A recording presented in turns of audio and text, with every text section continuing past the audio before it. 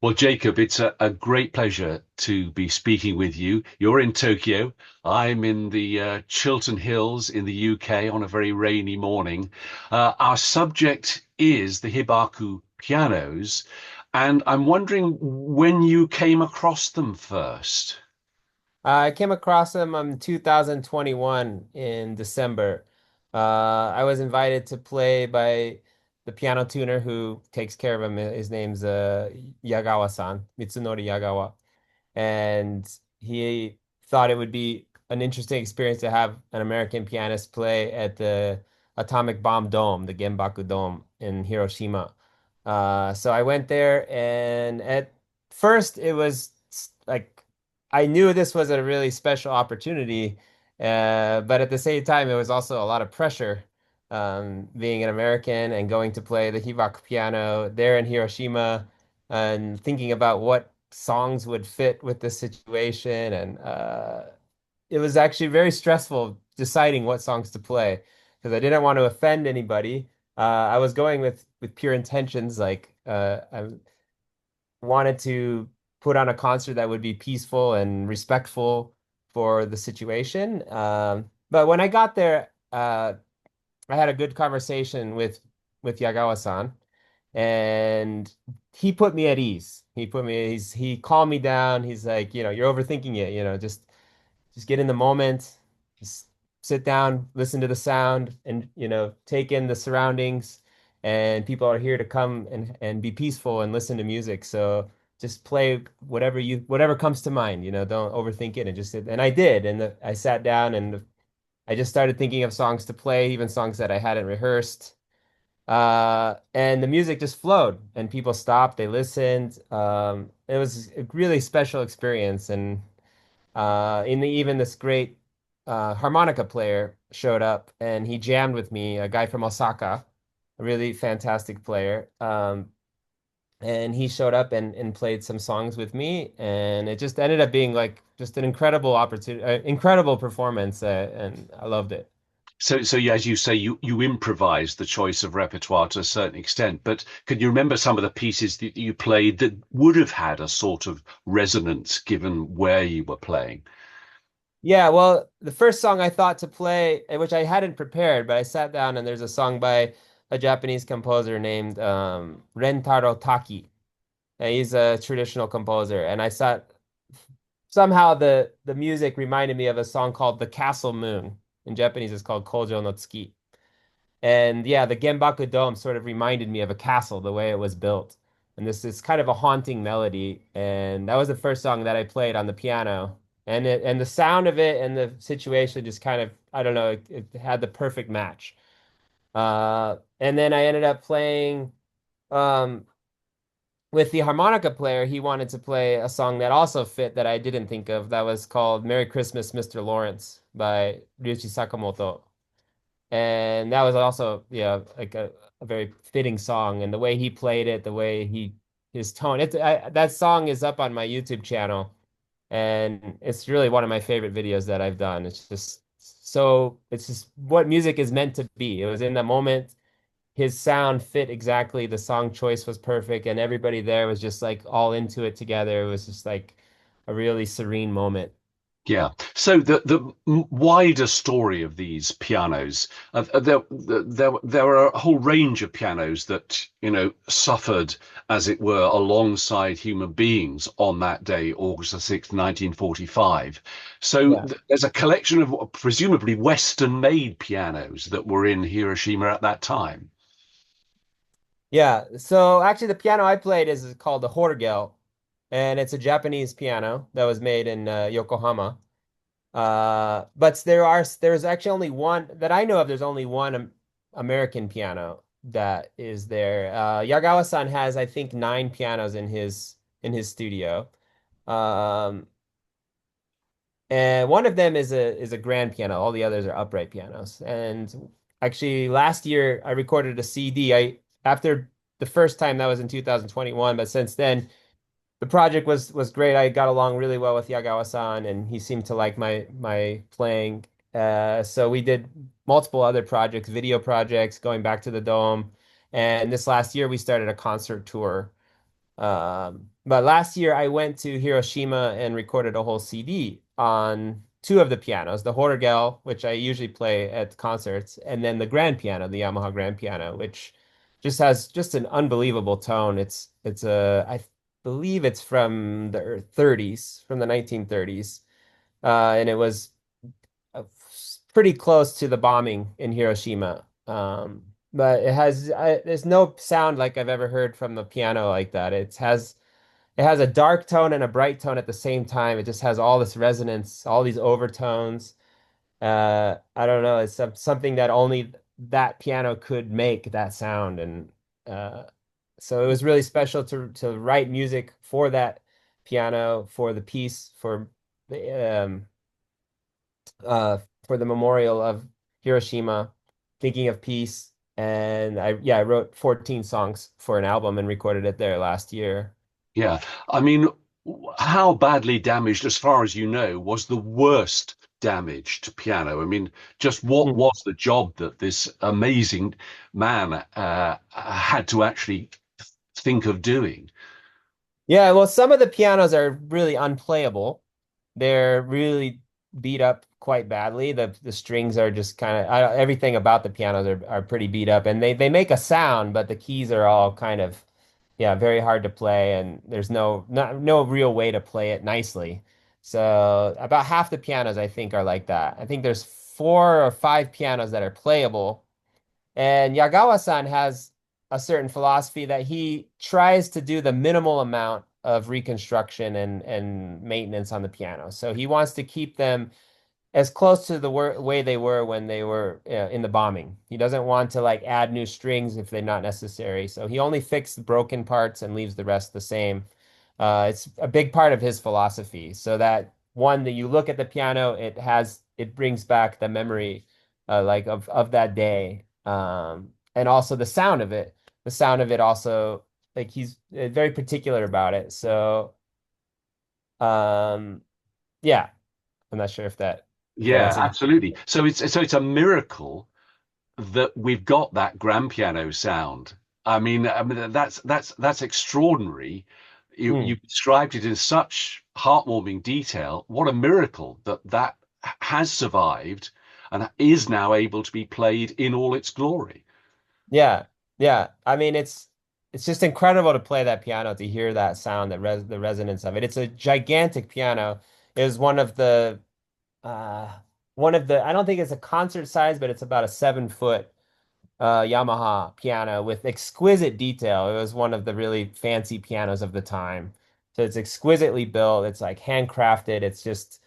It's a phenomenal piano on its own right, but the fact that it survived through the bombing and had that extra, that history to it on the piano, it's just, yeah. And as far as I know, that's the only grand piano that really survived the bombing. Well, I don't want to sort of superficially delve into the emotion of actually playing these pianos, but it must be well, the first time you played one, the sense of going back in time through the sound of this piano must have been overwhelming for you. Yeah. Yeah. I mean, to be honest with you, the idea of playing beforehand, thinking about playing it was far more stressful, I guess, and more pressure than actually playing it. Really. When I, yeah, yeah, like if I thinking about, well, how do I play this piano? Like what, when I actually sat down and just kind of, being a musician is really being in the moment, listening to the sound, kind of taking things in and not overthinking it. That's really like how you play music. You get in the moment, you express your feeling, you don't think so much like on an intellectual type of thing, analytical way. You think more in a emotional, pure feeling, a raw emotion type of way. So once I finally did that, then I was able to really kind of get in touch with the sound of the piano, the touch of the piano, and the history of the piano. And I've played it now. I've probably played it about 30 times. The Horgel. Most of the time I play the Horgel. It's one of the upright pianos. But it has a very unique touch, very unique sound. And if I try to play it the way I would play a normal piano, it won't work. And Yagawa-san always says that about some people, like if you try to play it like a typical piano, it's just not going to work. You have to like adjust to the piano and kind of develop a relationship with the piano. And yeah, after doing it all these times, I feel like I really in tune with what I can do with the piano, and I've become, I don't know, almost like a friendship with the piano, or become really one with the piano. Well, you use the word friendship there, and in a sense, without over romanticizing it, I mean, this is a living being, this piano. Yeah. Yeah. We did I talked about this with Yagawa-san, but we did a NHK interview, and we it's although it's a solo piano tour, we think of it as a trio. It's me, Yagawa-san, and the piano. The three of us are touring together, and we're making music together, and like we really think of it like that. Like we're all kind of equal members in this project. Yeah, but how far and wide have these pianos now traveled, and how are they being used?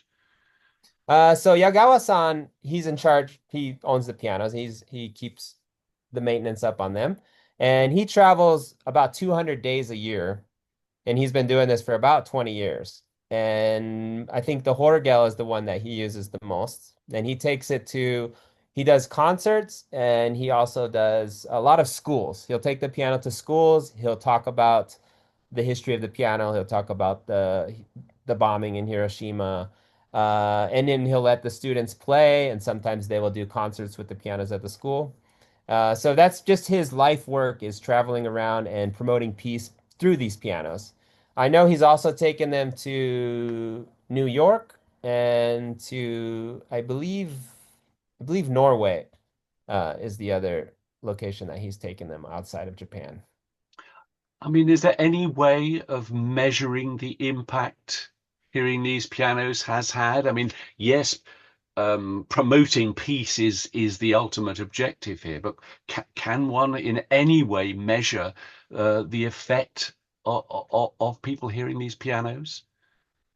Yeah, I don't know how to measure it in like a sense of, of units or anything, but I do know that like it's one thing to go around and talk about peace and talk about the war, and that's great. That's a great way to promote peace.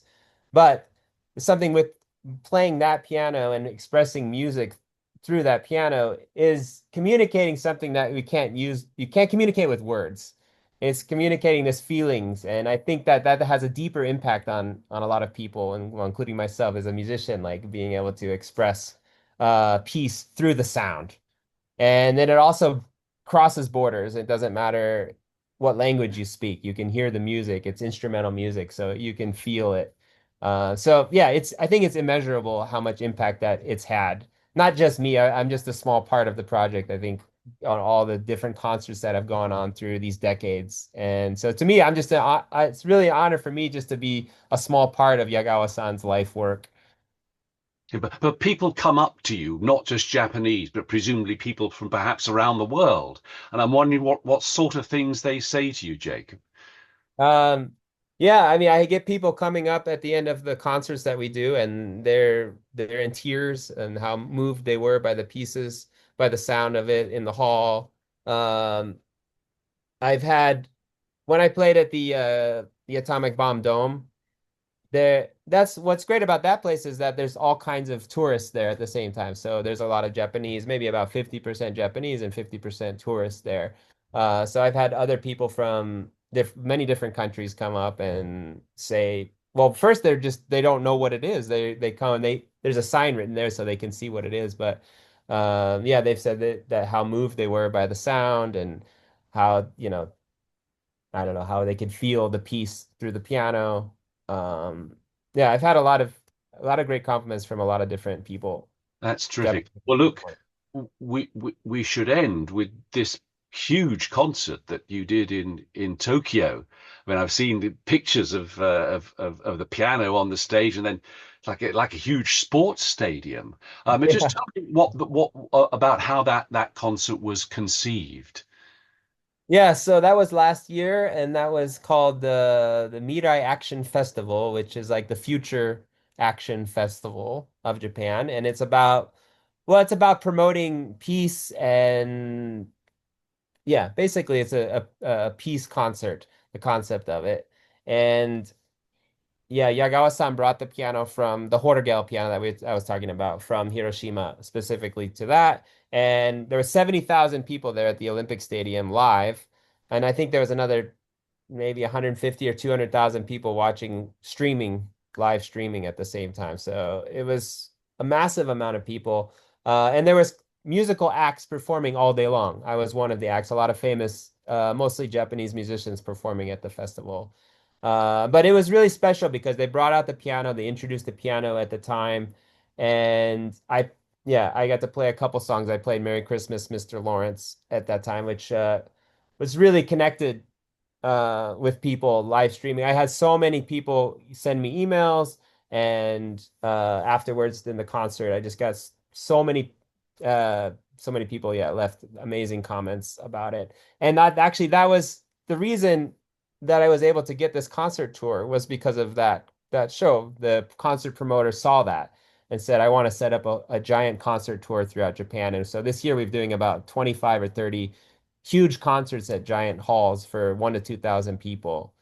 And that was because of that show. So it really had a huge impact and connection with a lot of people. Yeah.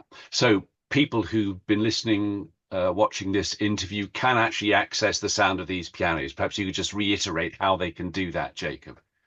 Yeah, well, on my YouTube channel, there's got to be about 10, at least 10 or 15 videos of me playing the Atomic Bomb piano. Plus, on the new CD that I released it's on Spotify and iTunes and all the streaming platforms, also YouTube. It's called Prelude for Peace. That's the name of the CD. And all of those songs are recorded on the hibaku piano, on the atomic piano. So you can listen to it there as well. Well, Jacob Koller, that's been absolutely fascinating. Thank you very much for taking us inside this musical world of the hibaku pianos, and we look forward to many more instances of you playing this around the world, perhaps. Yeah, that next year, that's this year we're mostly in Japan, but next year we're hoping to take it. Hopefully, I would love to go to Europe, bring it to Europe or United States. Other places would be amazing. We look forward to that. Thanks ever so much, Jacob. Thank you so much.